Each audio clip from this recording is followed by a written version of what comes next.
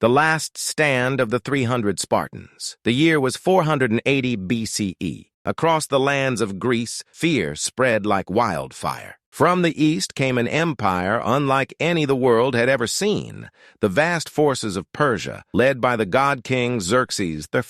His army was endless. Thousands upon thousands of soldiers marched like a living tide, swallowing nations whole. Cities fell, kingdoms burned, and standing in their path was a narrow mountain pass called Thermopylae, a place where numbers meant nothing, a place where a few could hold back many. From the war-driven city of Sparta came a king who did not fear death, Leonidas I.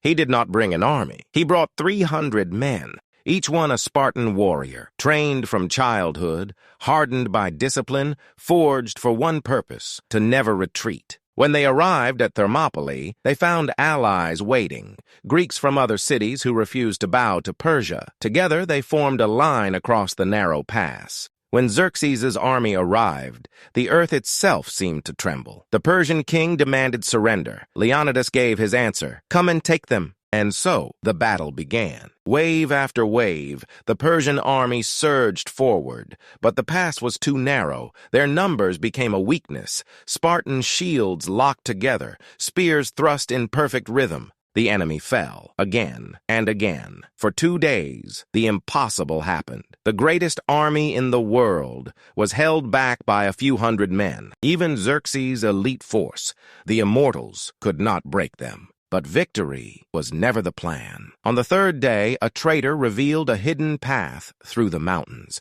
Persian forces moved around the pass, surrounding the Greeks. Leonidas understood what this meant. This was the end.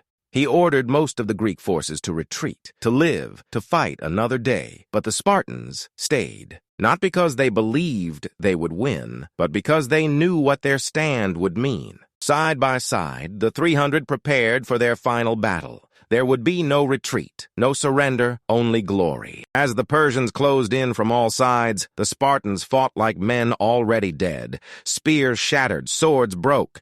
Still they fought on, bare hands, broken weapons, unyielding will. One by one they fell, until only silence remained. King Leonidas lay among his warriors, his stand complete. The Persians had won the battle, but something greater had been born. A story, a legend, a reminder that courage is not measured by victory, but by the willingness to stand when all hope is lost. And even now, centuries later, the world still remembers the 300 Spartans.